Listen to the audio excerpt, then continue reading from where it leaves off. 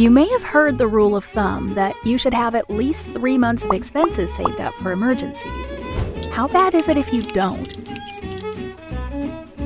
If you're really lucky, you might not need an emergency fund for a very long time.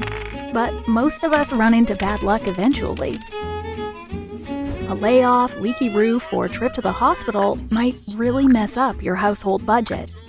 Since it's impossible to predict surprise expenses or a sudden loss of income, it's a good idea to have a contingency plan so you can pay the bills.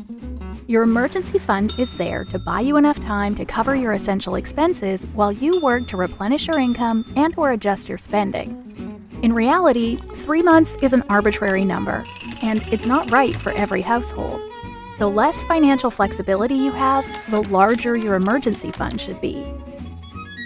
Say you're the sole breadwinner in a large household with a large mortgage and several kids.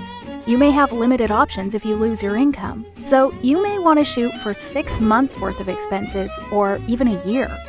On the other hand, if your household has relatively low ongoing expenses and multiple earners with very secure jobs, you might be able to get by on a smaller emergency fund, possibly supplemented by a home equity line of credit or other low-interest source of cash.